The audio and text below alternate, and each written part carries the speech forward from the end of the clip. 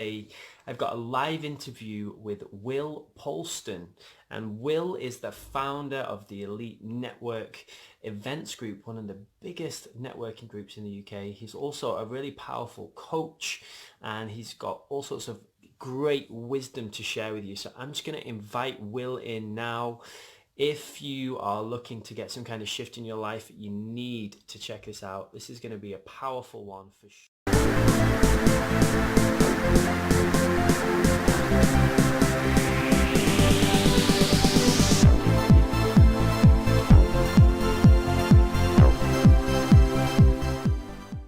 Now, Will is one of those guys that makes things happen. Hey, Will, how are you doing, man? I'm good, my man. How are you? Really good. I'm just bigging you up. I'm just telling everyone how amazing you are. Bigging me up. Is that because I'm short, or is that? You always go there. You always go there, but you're the same height always as go me. there. 5'8". We're the same. 5'8", exactly. I'm just gonna share this with the community, just so that we're very quickly gonna get this out there to the guys. Beautiful. As well. Yeah, please do. Anyone, if you know anyone who is looking for a shift in their life right now, me and Will are going to go really deep. This is going to be one to remember. So invite your friends. Do share it. I'm just going to share as well. It's a great idea, Will.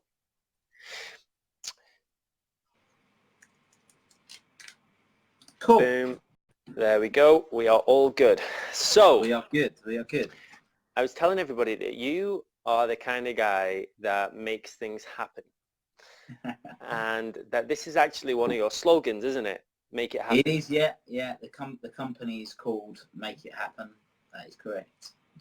Beautiful. I have not always been very good at that. I have been really good at starting things, and then historically not so good at seeing them through to the end, because starting things is the fun part, right? That's the sexy bit. And then you have to actually buckle down and do the details and get everything sorted. And that's where I fell down, because I was trying to do everything myself. And I know that we're on a similar journey, and you've got a great team around you now. But we're going to talk about understanding the ripple effect. Why did you want to talk about that today? Why is that important?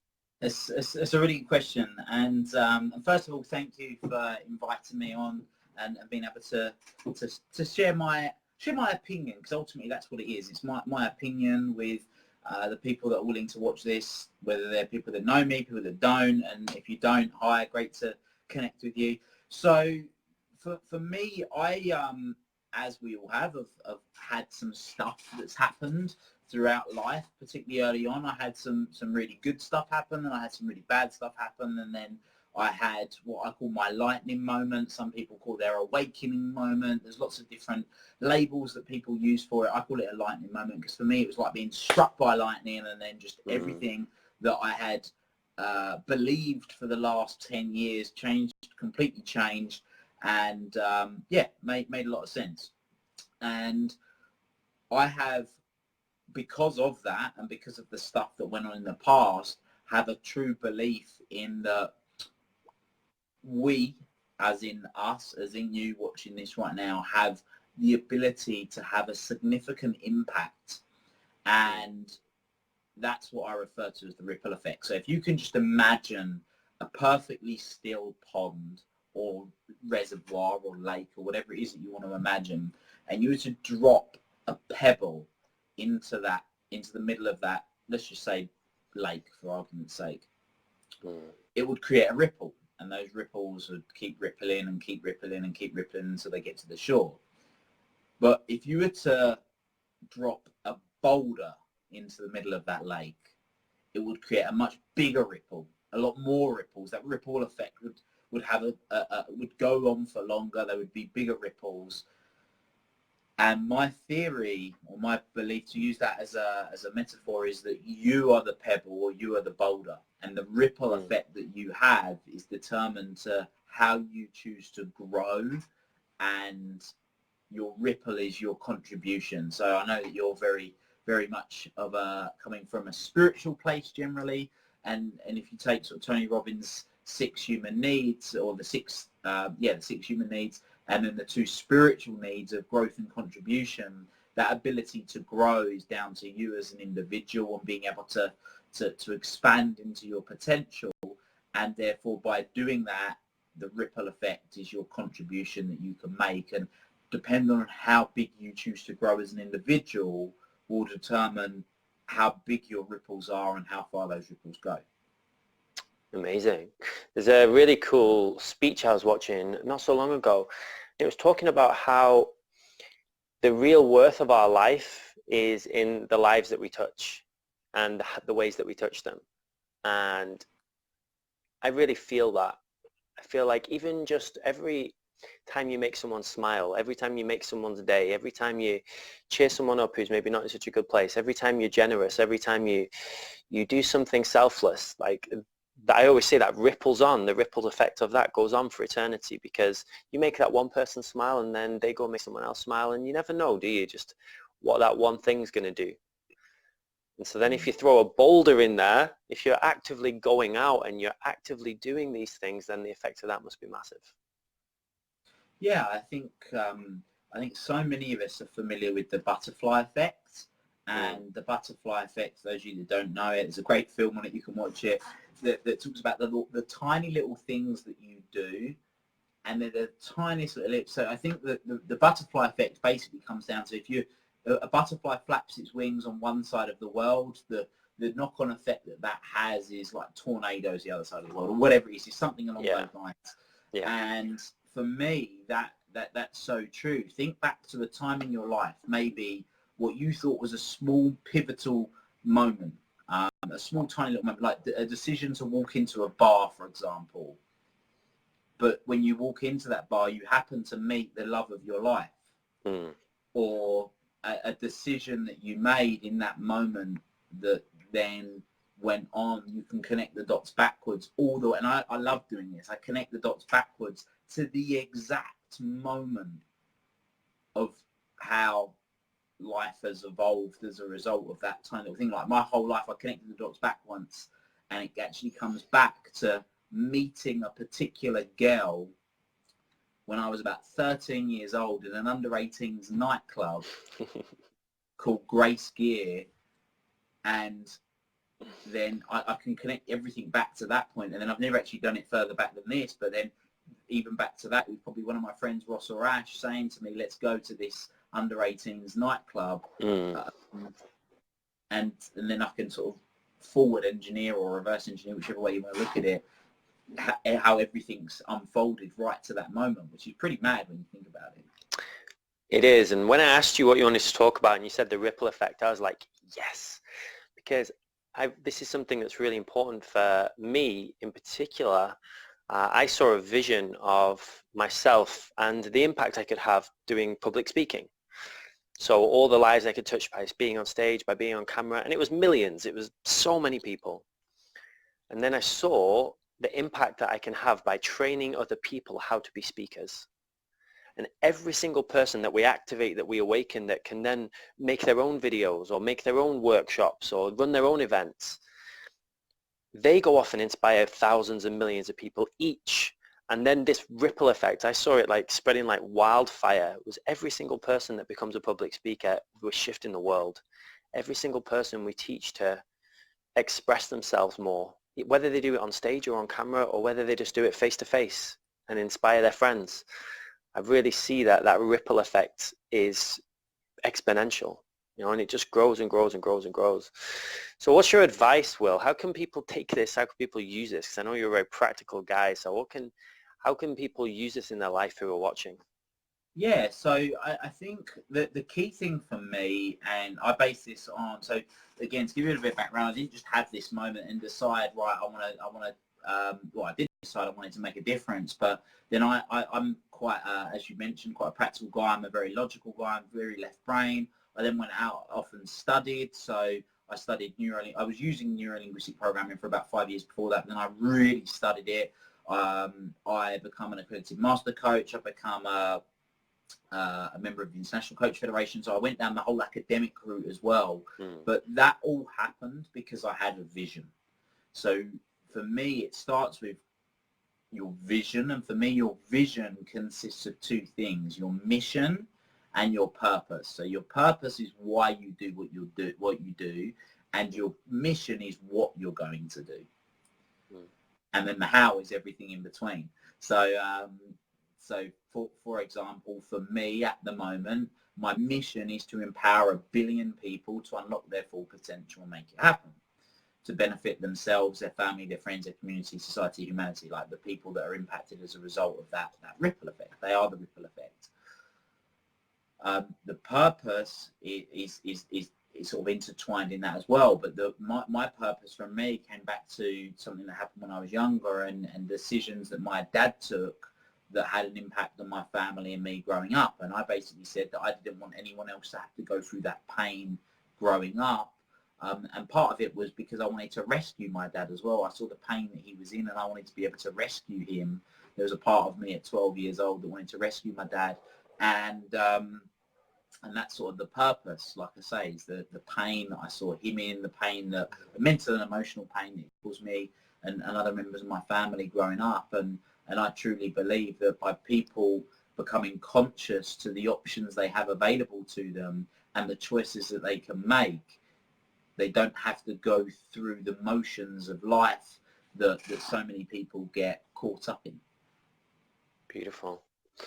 And thank you for sharing about your dad as well. You know, a lot of the times when people give advice, they just keep it kind of surface level. And I think it's so important to show people that everyone goes through stuff, you know, and that we don't have to be embarrassed about it, and we can all share openly, because it's those experiences that really make us great teachers, right? Without those really trying times, we can't be great teachers, because that's where, you know, in your favorite movies, it's when the hero is like down and out and there's no way they can possibly win, and then they have to dig deep and find some kind of new character, you know, they have to really push themselves beyond what they've been before. That's where you really get endeared to people, isn't it? And I see so often with people, especially who become speakers, because I know you run events and stuff too, is they try and just show the good stuff.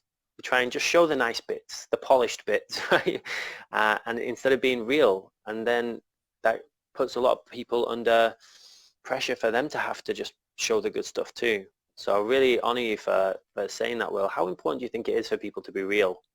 I think it's so important. I think in today's day and age, and let's face it, thanks to things like Facebook Live and technology in general, it's very easy to paint the perfect picture. I talk about millennials being the depressed generation, because let's face it, look at what we're doing, look at what we're absorbing every day. We might not necessarily be reading the newspaper like maybe some of people in the older generation maybe used to do and still do, but we're looking at Instagram, we're looking at Facebook, we're looking at Snapchat, we're looking at filtered versions of life, whether it be posing next to a car that isn't theirs, whether it's a filter to make themselves look better, whether it's a photo they've taken 10 times to make sure they get the perfect pose. And in every single photo, I talk about Insta life, right? So I call it an Insta life. People have an Insta life and then they have a real life. And like in their Insta life, everything's perfect and they look amazing. And then then in real life, it's very much different to that. And one of the easiest ways to feel crap about yourself is to compare yourself to somebody else. Well, if you're comparing yourself to somebody else and you're not even comparing themselves like for like person for person, but you're comparing yourself to a fake comparison, because that's really what it is, then it's really easy to feel really bad. So in my opinion, a way to stand out in today's day and age is to be authentic. Now, authentic's a bit of a buzzword and it's been overused, but if you take authenticity back and break it down, well, what is authenticity? In my opinion, it's vulnerability. Anybody that's been willing to be authentic have been willing to be vulnerable.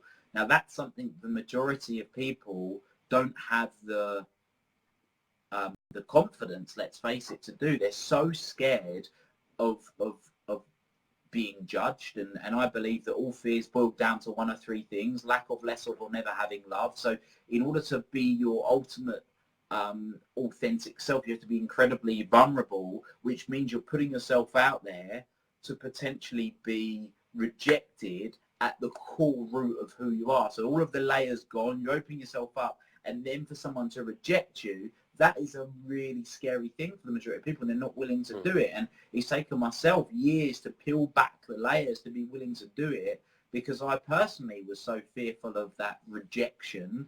But the reality is that for me is where people truly get inspired, because they get to see and connect with the core root of who you are, not a what's the word? I can't think of the word. Like a front, basically. Not a front. A fascia is the word I was thinking of. Like a fascia that you've got on. Yeah. And I know your background is in rugby and sports and stuff like that, and I played rugby as well through high school and university, and it was very much banter. You know, it was all about banter. It was all about not being too serious and not going too deep. It's been my team anyway. You know, anytime you tried to go a bit deep was usually when you were really pissed or off your face, and that's the only time you could show some real emotion, and then you'd have to brush it off pretty quick, because and then it created this whole bullshit thing in my circle anyway, where everything was kind of surface level. How have you found that in your experience as a man playing sports in your social circles? Have you found people are open or not so much? That's a really great question. No is the short answer, and yes, there's still a lot of banter. And as you know, when I come online and I do a video, it's hi, it's Will Polston, make it happen. So I walk in the dressing room and it's Will Polston, make it happen, and it's all that that same banter. But the thing is, and this is the way that I look at it. I'm not looking for what's the word? I don't need to have those guys validate me. I don't need to have those guys validate me. And what's interesting is quite often behind closed doors, those guys then come to me and then they'll say, wow, I've watched your TED Talk. I didn't realise that you were suicidal. I always saw you as Will Polston, like the guy that was like the lead. Because like my ice hockey team, this is the 8th year I've been a captain. Like the last season I was assistant captain of our team. I'm playing a team up this year. For 6 years prior to that, I was captain of my team. So like people I've quite often been in a leadership role. Even when I was playing rugby, that's playing ice hockey and playing rugby, I was assistant captain of the second team. Like when I was playing and people have seen me in a slightly more leadership role. When I worked in the city, I was a manager from a very young age, so I've quite often been in that position. But I think the difference is now is that from certain people, well, in fact, there are some people, I'll hold my hands up, that I still feel better when I'm validated by them because of my opinions of them and my level of respect for them. It's not that I don't respect other people, but there's certain people that I respect their opinions more so than others. Yeah. I think it's probably the best way of putting it. And the difference is for me, it's like when last year I go and I do what I do, and we've got hundreds of members of the Elite Network, which is fantastic, and there's lots of people doing different things. But when I get an email from someone sending me, which was a 1,567 word email from someone telling me they didn't commit suicide as a result of coming to one of our events, that for me is like, well, it doesn't matter what anyone's saying in a dressing room. It doesn't matter about the banter. I can handle the banter. I can give as good as I get. But the fact that they know that they can reach out as and when they want to, and those types of results are being generated, then like happy days as far as I'm concerned. Yeah, and everyone check out the Elite Network. Go on the website. They run events all over the UK. I've spoken at quite a lot of them this year already, and we've got a couple more coming up later in the year. They're really great places to network, to meet like-minded people who all want more from their life, who are all aspirational. Some of them have businesses, some of them are in jobs, but they all take time out to come together and learn and grow, and they're the kind of people I want to be around. So definitely check out the Elite Network. Highly, highly recommend it. And I don't just say that. I go to a lot of events, and the Elite Network genuinely is a really loving group of people. And I think that's an amazing, amazing thing you've created, Will. Thank you very much. No, I really appreciate that. And just so subtle plug, but if you are looking at coming along, your first event is free. So you can come along for free and just experience it. If Luke's all right, I'll put the link in. We've got 7 different locations. Yeah, sell away. Newcastle, Sell away. Newcastle, Leeds, Manchester, Sheffield, Guildford, Maidstone in Kent, and Chelmsford in Essex as well. So, and we've got more locations coming online soon. But yeah, the first event's free. We'll pop the link in the comments, and feel free to come along and experience it. Definitely go. Definitely go. It's really, really good. They always have 2 speakers as well, so you get to hear like 2 totally different perspectives of life. It's really great. So definitely please do post the link below. Will, if you had a magic microphone and whatever you said for the next minute, every single person in the world would hear, what would you want to say? Oh, great question. If I had a magic microphone and everybody in the world would hear what I had to say, what would I say? I would say,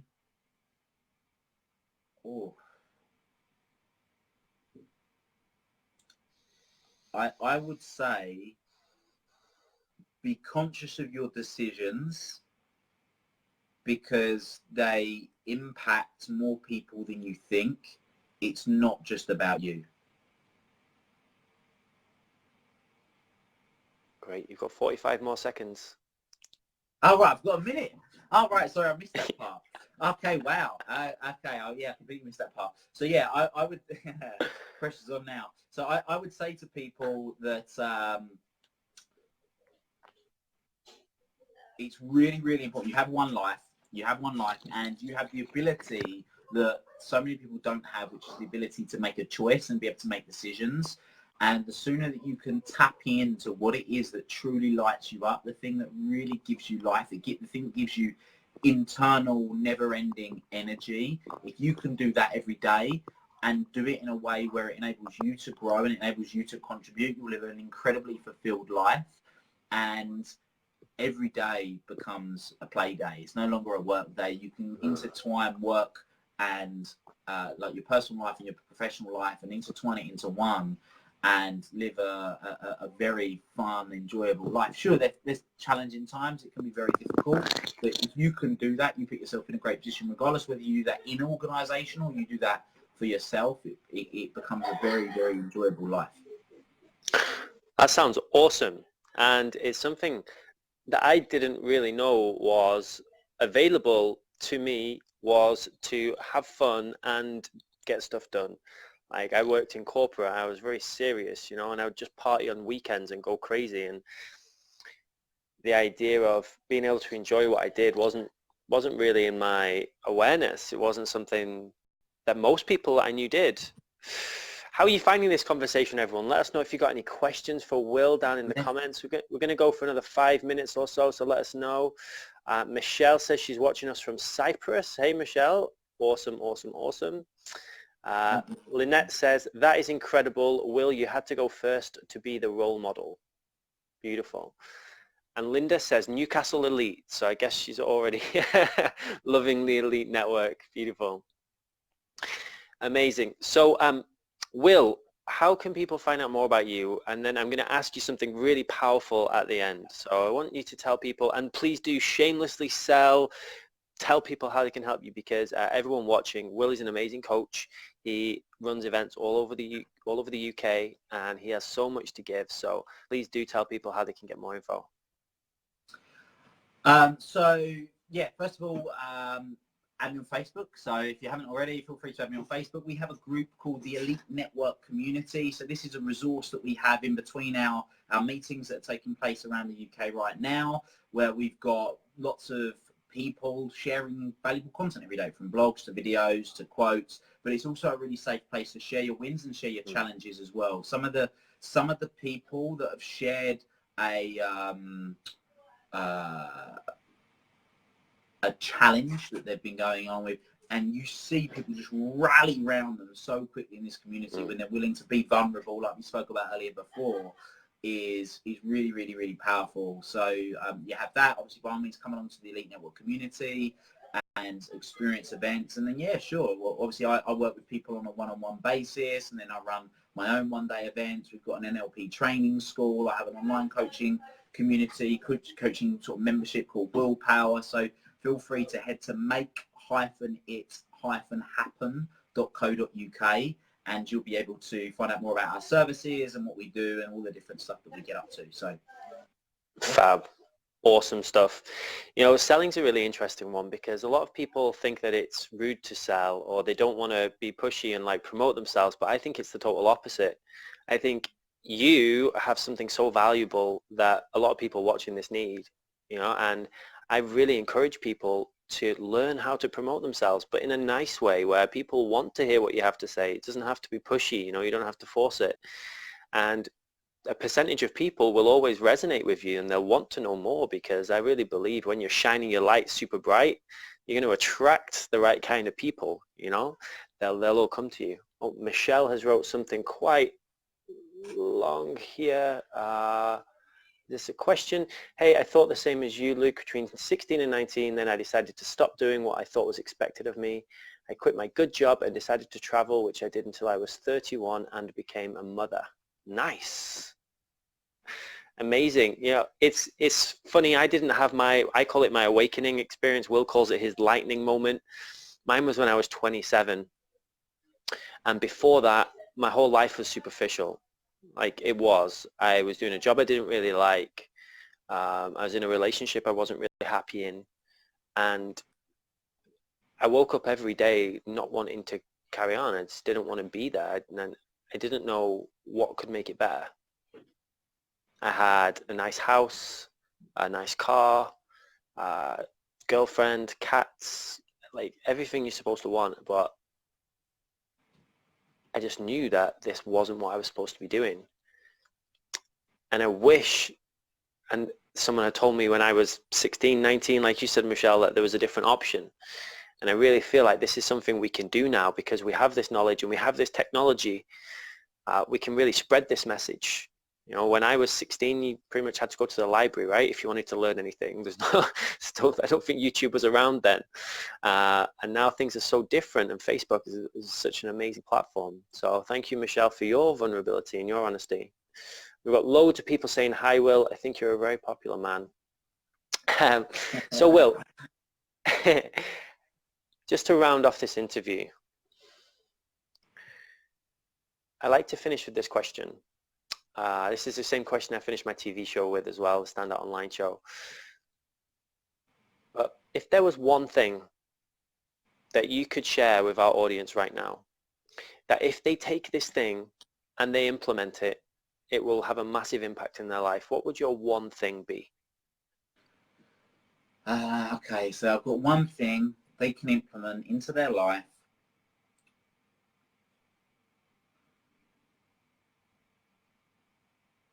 What would it be? And there's no rush. Take your time. Everyone will wait. So I was going to go for like a really cop-out answer, but I'm going to be specific. I'm going to be really specific, and I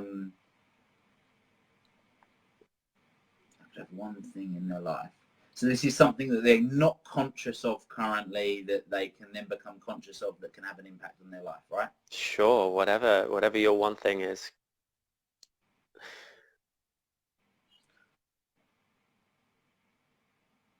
So I'm flicking between two.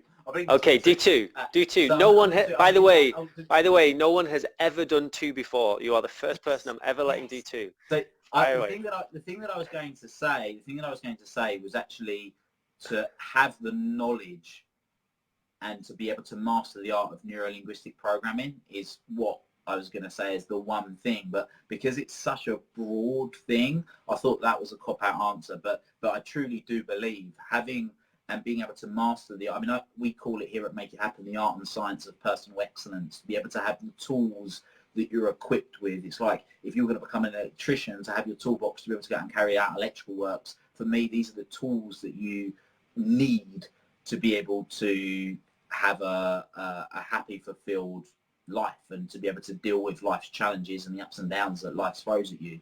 So I would say that. But if I was to get more specific and to focus on one thing, probably the one thing in recent years through the real challenging times is to be able to reflect and focus on the good. So basically gratitude is to be able to reflect and focus on the good, because when things seem so tough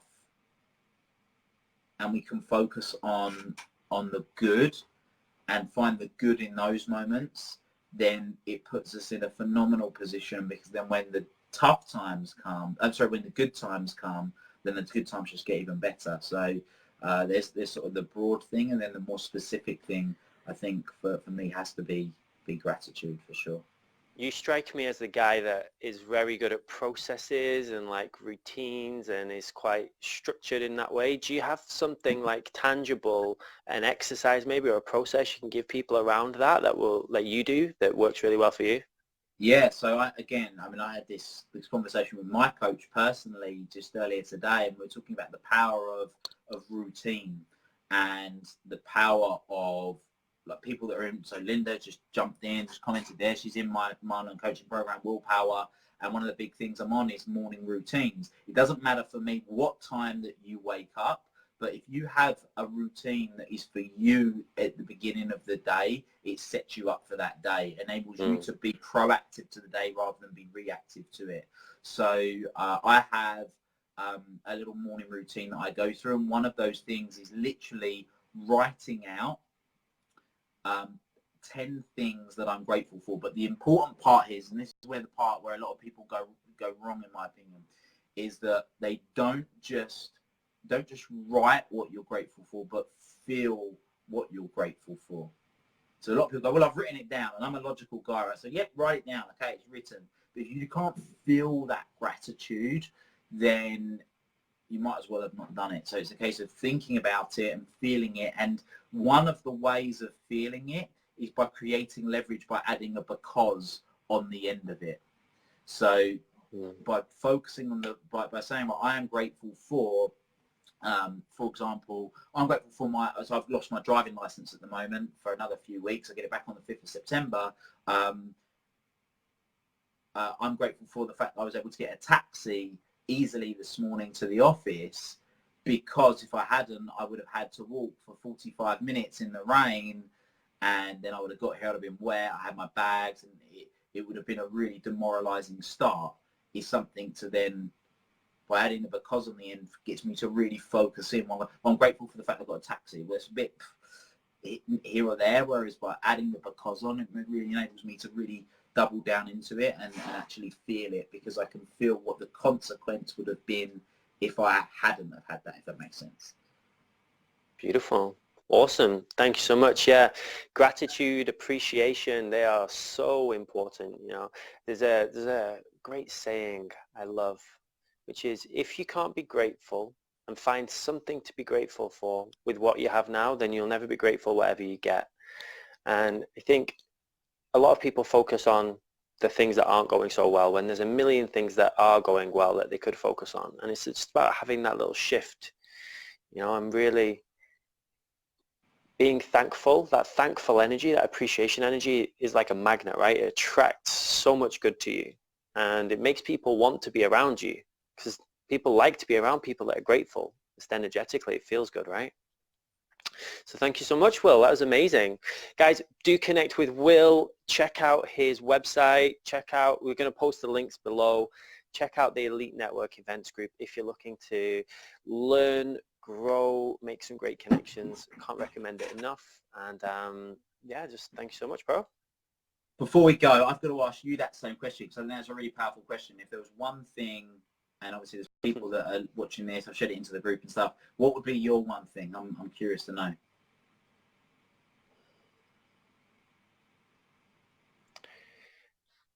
If there's one thing that everybody watching could start to do that would have the biggest impact in their life, I would say start to breathe. Breathe consciously. It will change your whole entire life. And I know it sounds simple, I know it sounds like basic, but most people breathe wrong. Most people don't breathe consciously. Most people breathe very shallow. Learn how to breathe deep into your abdomen and just put in 15 minutes a day of breathing time. You can call it meditation if you want to, whatever it means to you, just 15 minutes where you just sit, do nothing except for breathe consciously, and everything in your life will change. You will have more mental clarity. You will be more focused. You will be able to manifest things so quick. You'll be able to deal with your emotions so much faster. And the physiological benefits of it are just huge. Alkalizing your body, doing all sorts of, getting rid of toxins, so many physical benefits, mental benefits, emotional and spiritual. So if you're all 15 minutes of breathing a day, just try it for a week and everything will change for you.